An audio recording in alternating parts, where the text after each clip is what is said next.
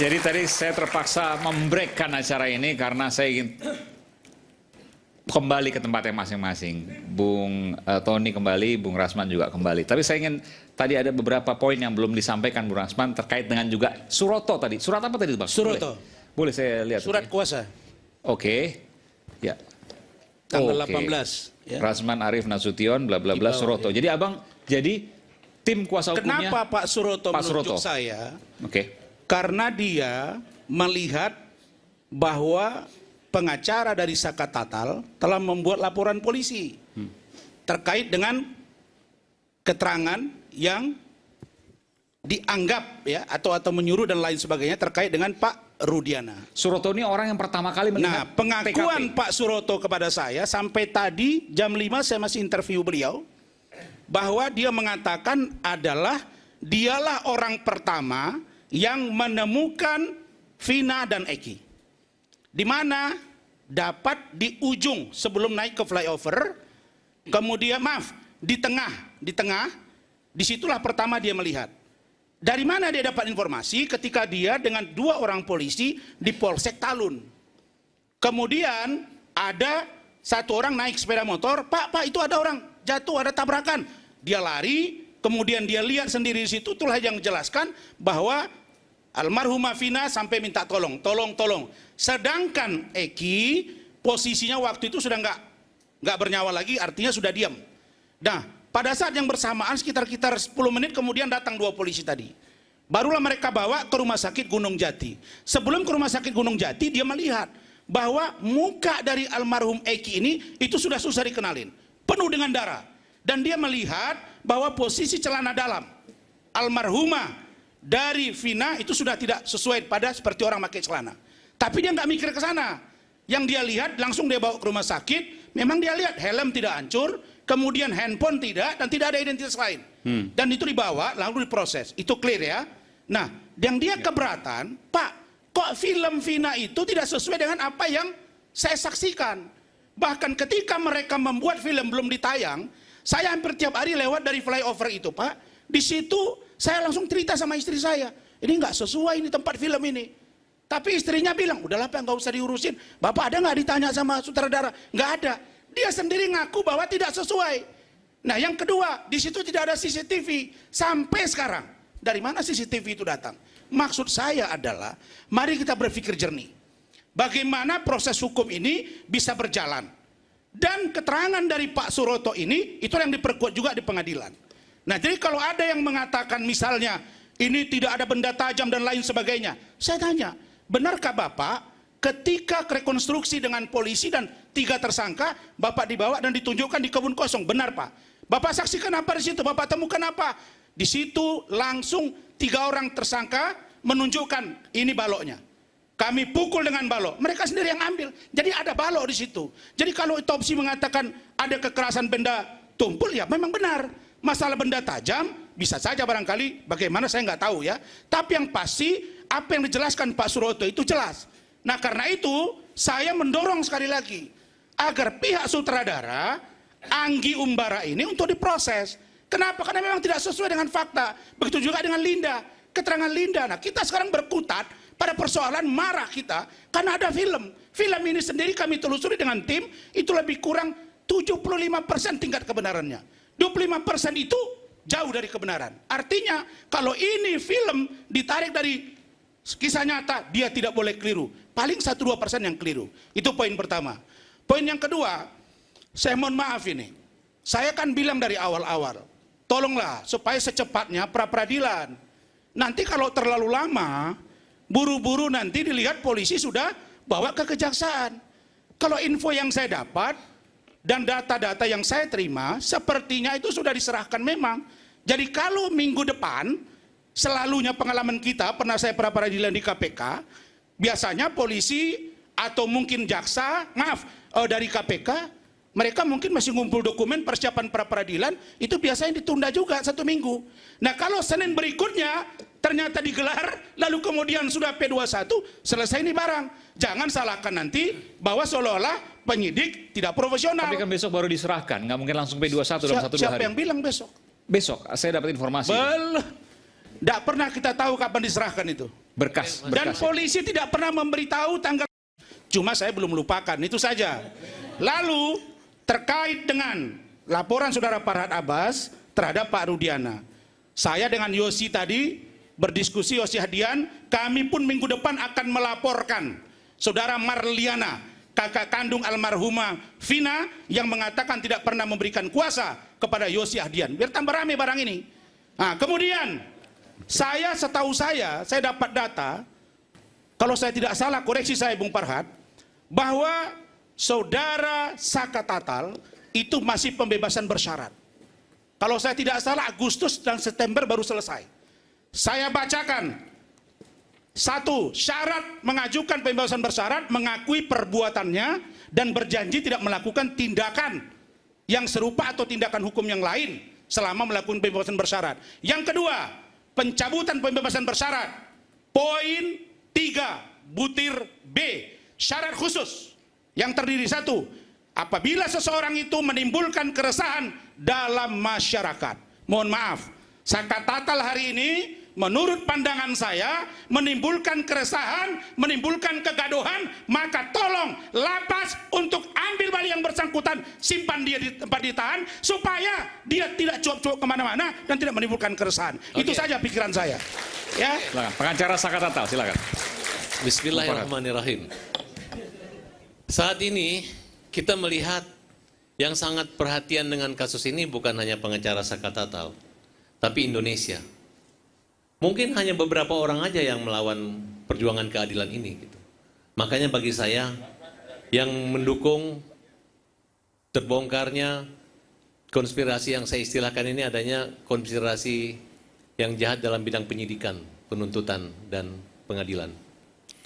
Bagi saya yang mendukung, teman-teman yang di sini mungkin dari keluarga Perong, dari Mas semua itu saya anggap itu gengnya Farhad. Saya teluruskan, bukan keluarga Perong. Peggy Setiawan. Peggy Setiawan, gengnya Farhad, geng yang punya perhatian. Sedangkan yang melawan kita saya sebut itu para penjahat-penjahat. Ini pribadi saya.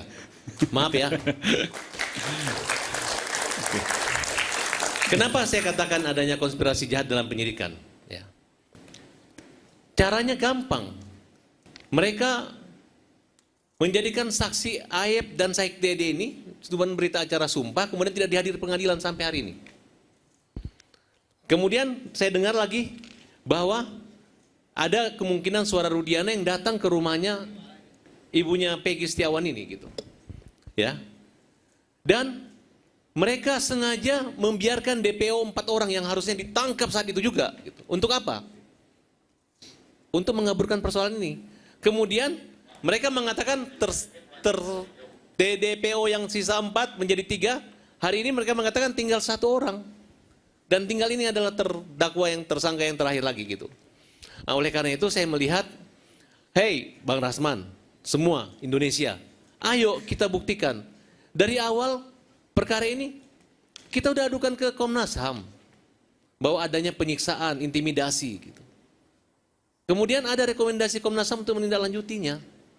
Kemudian kita melihat bagaimana proses pencabutan berita acara, pemeriksaan baik di polisi maupun di pengadilan. Akbar, Liga Akbar, belum saksi-saksi lainnya, itu sangat janggal banget gitu. Coba kalau teman-teman yang berdebat sekarang, ayo baca itu dakwaan jaksa, tuntutan jaksa, putusan hakim, pertimbangan dibaca. Jadi debat kita itu nyambung gitu. Jadi kita harus punya rasa malu ketika kita berdebat, loh kok nggak benar, kok seperti ini. Mudah kok. Di dakwaan 5 orang, Peggy hanya megang susu, tidak memperkosa. Di dakwaan jaksa, dia termasuk yang memperkosa. Nah, kemudian di dalam putusannya semua rata. Mana ada namanya pembunuhan berencana rata, seumur hidup semua, 7 orang. 1 cuma 8 bulan. 8 tahun. Coba kita pikirkan ada apa Indonesia saat ini gitu. Nah, kemudian pihak kepolisian, ya tadi saya katakan, kalau DPO Bu sama Bang Tony, nggak usah pikirin deh. Kalian tuh bersyukur, baru ditangkap sekarang. Itu pun nggak bonyok gitu. Klien-klien kita udah bonyok semua nih. Udah merasakan, udah dipukulin tapi dibilang saling memukul. Nah, harusnya kalian tenang, sabar, hadapi dengan tenang. bahwa sebentar lagi pra peradilan kita akan bebas. Sebentar lagi peninjauan kembali akan diuji lagi dengan hakim-hakim agung yang punya nurani yang hebat. Mereka akan teliti lagi, tidak semudah dulu. Kenapa? Persoalan sidang ini agak terganggu karena, bukan terganggu, tidak sempurna karena Sakatata waktu itu usia di bawah 15 tahun. Kemudian sidangnya terpisah lebih dulu gitu. Sehingga tidak ada improvisasi pembelaan itu nggak ada. Nah, kemudian sidang ini ada yang tertutup karena apa yang Anda mau sampaikan, Bung Farhad, tadi terkait dengan apa yang disampaikan oleh Bung Rasman? Yang saya ingin sampaikan, ya, minta kepolisian ya untuk terbuka gitu, transparan.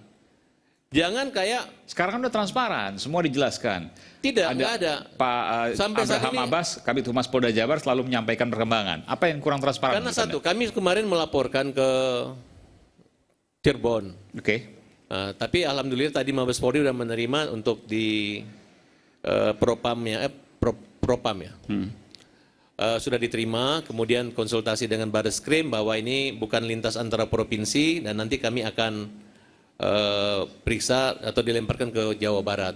Nah, harapan kami memang bukan kami ingin memindahkan atau memenjarakan Pak Rudiana, tapi kita ingin hukum ini lebih terang.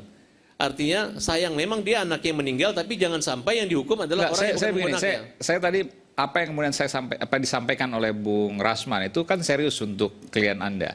Sakatata dianggap telah membuat resah masyarakat. Anda nggak mau jawab itu? Loh, saya kan jawab. Saya katakan kalau yang ikut berjuang, saya anggap itu parhat, geng, perhatian.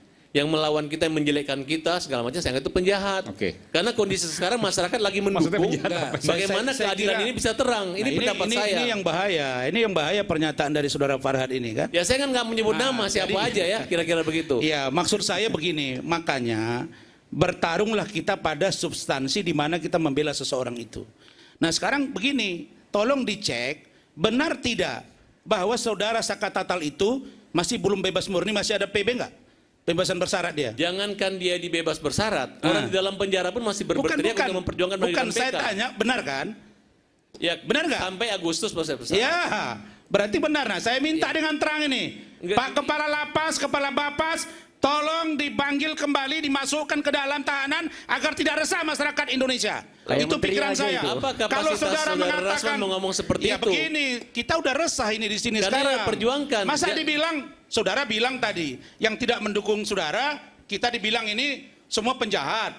Terus Anda yang baik, begitu. Nah saya bilang, kita belajar konstruksi hukum. Kalau PB dia langgar, masuk ke dalam. Fair-fairan aja. Ini kan proses kalau hukum. penangkapan salah, bukan Peggy Setiawan tapi Peggy Peron, ajukan prapit. Kalau nanti tidak ditolak prapitnya, tunggu putusan pengadilan. Clear sampai di situ. Makanya saya minta kita fair-fairan di sini. Jangan karena kita merasa bahwa klien kita digebukin, masa dibilang saudara Farhad bilang bersyukurlah kalian. Sekarang ditangkap Peggy Peron. Bagaimana ceritanya ini? Saya sedih saya itu. Bu, masa bersyukur disuruh tangkap serangan ini? Sedikit bang. Intinya Bang Farhad itu menceritakan bahwa penangkapan yang terdahulu itu penuh dengan penyiksaan. Itu yang inti yang mau disampaikan sebenarnya. Bang Tony, oke.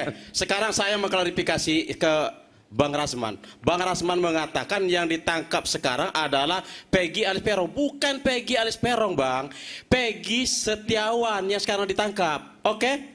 Iya, itu kata siapa? Ya kata saya, memang klien Jadi, saya. dari mana kalian bilang Peggy Setiawan bukan Peggy alias Peron? Dari mana itu? Ya memang namanya udah beda. Kata siapa? Ya kata saya. Nanti tunggu di proses pengadilan. Bisa- Benar tidak Peggy Peron itu alias Peggy Setiawan? Bisa berbahasa Indonesia atau tidak? Iya, kenapa Peggy nggak bisa? Setiawan Bisa sama kali, Peggy pun Peron bahasa itu Arab bisa. beda dong. Bagaimana Bahasa Arab bisa, ceritanya? jangankan bahasa Beda. Indonesia. Peggy Setiawan, Peggy Setiawan, Peggy Peron, Peggy Peron. Makanya gini, kalian ini pembela hukum dari seorang tersangka, kasihan. Masa sebulan baru mengajukan prapit? Yang kedua, di situ disebut Peggy nggak alias usah, Peggy itu Peron nggak usah. alias Peggy Setiawan Nggak. atau Peggy apapun namanya, tunggu Rasman, nanti Bang proses Rasman. di Prapit dan atau pengadilan. Bang Rasman, Jangan kita mengatakan nggak usah bahwa polisi salah mengkoreksi tangkap. kami kenapa kami lambat pra peradilan, itu trik kami. Oh. Apa urusan sama Anda? Loh, sekarang saya begini. sekarang saya Kalau mempertanyakan kalian udah saudara. Prapit dari kemarin. Saudara di sini sebagai apa? Sebagai pengacara polisi atau sebagai pengacaranya Suroto? Saya bingung ini, udah 3 legal standing saya, kok nggak nyambung-nyambung ini Nggak barang. nyambung karena sampai Saya membela bilang saya kepolisian di praktisi sini. hukum. Kalau praktisi hukum itu, dia punya cara berpikir, konstruksi berpikir yang dia pahami. Yang kedua, pengacara tadi Yosi. mengakunya- Yang tadi kedua, mengakunya pengacara kuasa Suroto. hukum Suroto. Tiga sudah. Tadi mengaku Kalau pengacara Siapa aja, Bang? Siapa aja? Suroto, siapa aja, Yang Bang? benar. Suroto, Yosi Ahdian, praktisi hukum. Ada lagi pengacara di sana bilang, kalau ngundang Rasman, itu TV-nya turun ratingnya, nggak tahu dia jutaan viewers kalau Rasman hadir salah satu tempat ini. Kita start lagi kembali di Rakyat Bersuara. Oke. Suroto 3 TV lain 33 kesayangan beda.